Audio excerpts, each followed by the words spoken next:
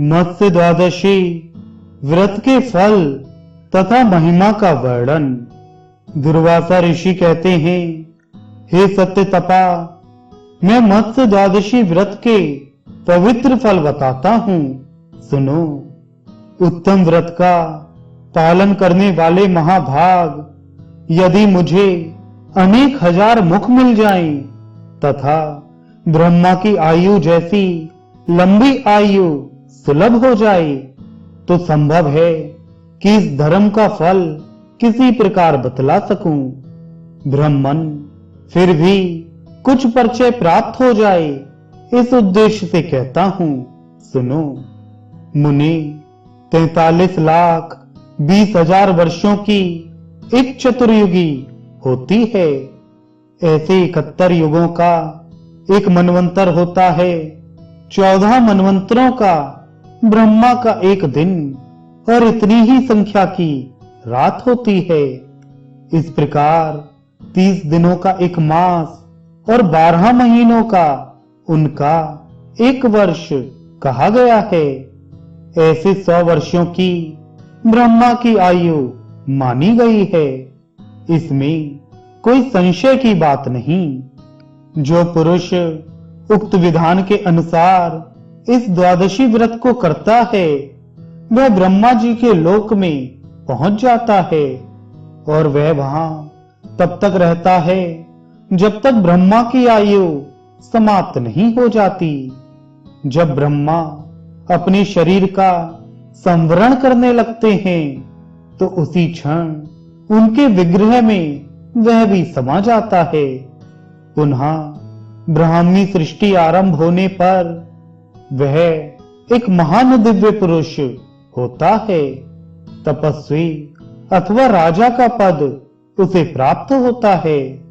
सकाम अथवा निष्काम किसी भी भाव से जो इस व्रत का अनुष्ठान करता है, उसके इस लोक में किए गए कठिन से कठिन जितने पाप हैं, वे सभी उसी क्षण नष्ट हो जाते हैं। इस लोक में जो दरिद्र हैं अथवा अपने राज्य से च्युत हो गया है, वह विधान के साथ इस व्रत के करने से अवश्य ही राजा बन सकता है। यदि कोई सौभाग्यवती स्त्री है और उसे संतान नहीं होती हो, तो वह इस कथित विधान से यह व्रत करे। फलस्वरूप वह स्त्री परम धार्मिक पुत्र प्राप्त कर सकती है। यदि दूसरे का सम्मान करने वाले किसी व्यक्ति का अगम्य स्त्री के साथ संबंध हो गया हो, तो वह उक्त विधि के अनुसार प्रायश्चित रूप में यह व्रत करे, तो वह भी उस पाप से मुक्त हो सकता है। जिसने बहुत वर्षों से ब्रह्म संबंधी क्रिया का त्याग कर दिया है, वह यदि एक बार भी भक्ति पूर्वक इस व्रत का अनुष्ठान करे, तो वह वैदिक संस्कार से संपन्न हो सकता है।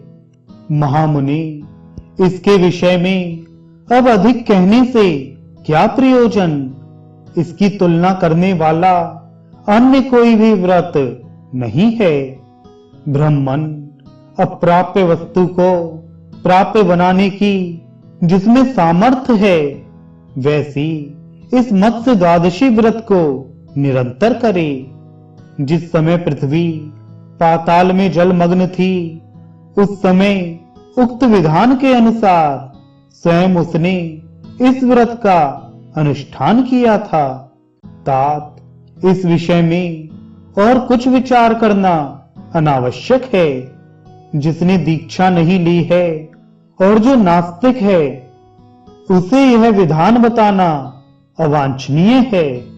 जो देवता अथवा ब्राह्मण से द्वेष करता है, उसको इसे कभी सुनाना नहीं चाहिए। पापों को तुरंत प्रशमन करने वाला यह व्रत गुरु में श्रद्धा रखने वाले व्यक्ति को बताना चाहिए। जो मनुष्य यह व्रत करता है, वह इस जन्म में धन, धान्य और सौभाग्य प्राप्त करता है।